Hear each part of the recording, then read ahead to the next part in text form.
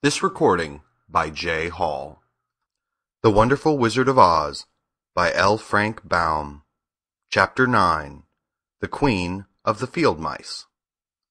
"We cannot be far from the road of yellow brick now," remarked the Scarecrow as he stood beside the girl, "for we have come nearly as far as the river carried us away."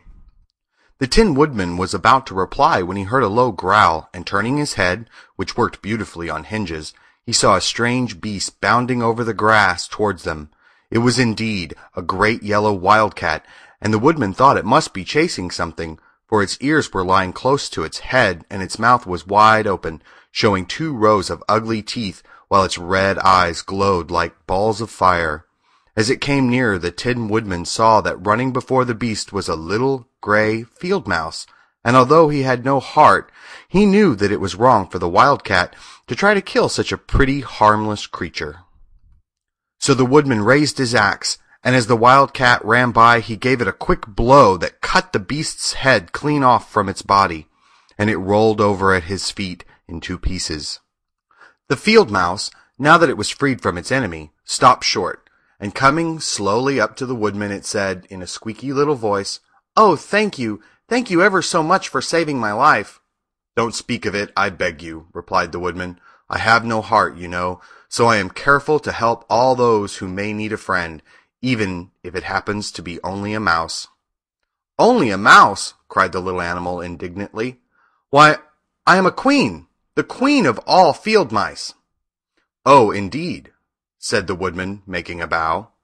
"Therefore you have done a great deed, as well as a brave one, in saving my life," added the Queen. At that moment several mice were seen running up as fast as their little legs could carry them, and when they saw their queen they exclaimed, "Oh, your Majesty, we thought you would be killed. How did you manage to escape the great wildcat?" They all bowed so low to the little queen that they almost stood upon their heads. "This funny tin man," she answered, "killed the wildcat and saved my life, so hereafter you must all serve him and obey his slightest wish." "We will!" cried all the mice in a shrill chorus, and then they scampered in all directions, for Toto had awakened from his sleep, and seeing all these mice around him gave him one bark of delight and jumped right into the middle of the group. Toto had always loved to chase mice when he lived in Kansas, and he saw no harm in it. But the Tin Woodman caught the dog in his arms and held him tight, while he called to the mice, "Come back, come back! Toto shall not hurt you." At this the Queen of the Mice stuck her head out from underneath a clump of grass and asked in a timid voice, "Are you sure he will not bite us?" "I will not let him," said the Woodman, "so do not be afraid." One by one the mice came creeping back, and Toto did not bark again, although he tried to get out of the Woodman's arms, and would have bitten him had he not known very well he was made of tin. Finally, one of the biggest mice spoke. "Is there anything we can do," it asked, "to repay you for saving the life of our queen?" "Nothing that I know of," answered the Woodman, but the Scarecrow, who had been trying to think, but could not because his head was stuffed with straw, said quickly, "Oh yes, you can save our friend the Cowardly Lion who is asleep in the poppy bed." "A lion!" cried the little queen. "Why, he would eat us all up." "Oh no," declared the Scarecrow. "This lion is a coward." "Really?" asked the mouse. "He says so himself," answered the Scarecrow, "and he would never hurt anyone who is our friend.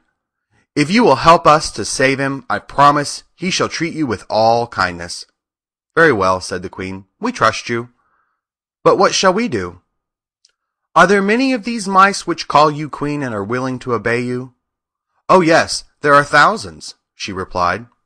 "Then send for them all to come here as soon as possible, and let each one bring a long piece of string." The Queen turned to the mice that attended her and told them to go at once and get all her people. As soon as they heard her orders, they ran away in every direction as fast as possible.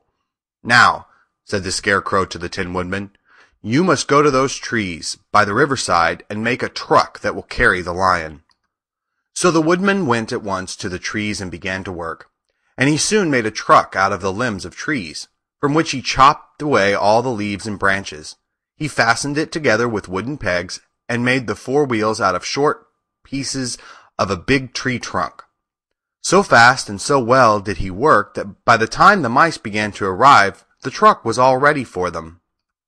They came from all directions, and there were thousands of them, big mice and little mice and middle-sized mice, and each one brought a piece of string in his mouth. It was about this time that Dorothy woke from her long sleep and opened her eyes. She was greatly astonished to find herself lying upon the grass, with thousands of mice standing around and looking at her timidly. But the Scarecrow told her about everything, and turning to the dignified little mouse, he said, "Permit me to introduce you to Her Majesty the Queen." Dorothy nodded gravely, and the Queen made a curtsy, after which she became quite friendly with the little girl. The Scarecrow and the Woodman now began to fasten the mice to the truck, using the strings they had brought. One end of a string was tied around the neck of each mouse, and the other end to the truck. Of course, the truck was 1,000 times bigger than any of the mice who were to draw it. But when all the mice had been harnessed, they were able to pull it quite easily. Even the Scarecrow and the Tin Woodman could sit on it, and were drawn swiftly by their queer little horses to the place where the lion lay asleep. After a great deal of hard work, for the lion was heavy, they managed to get him up on the truck. Then the Queen hurriedly gave her people the order to start, for she feared if the mice stayed among the poppies too long, they also would fall asleep. At first, the little creatures, many though they were, could hardly stir the heavily loaded truck. But the Woodman and the Scarecrow both pushed from behind, and they got along better. Soon they rolled the lion out of the poppy bed to the green fields, where they could breathe the sweet, fresh air again, instead of the poisonous scent of the flowers. Dorothy came to meet them and thanked the little mice warmly for saving her companion from death. She had grown so fond of the big lion she was glad he had been rescued. Then the mice were unharnessed from the truck and scampered away through the grass to their homes. The Queen of the Mice was the last to leave. "If you ever need us again," she said, "come out into the field and call, and we shall hear you and come to your assistance. Goodbye." "Goodbye," they all answered, and away the Queen ran, while Dorothy held Toto tightly, lest he should run after her and frighten her. After this they sat down beside the lion until he should awaken, and the Scarecrow brought Dorothy some fruit from a tree nearby, which she ate for her dinner. The end of Chapter 9.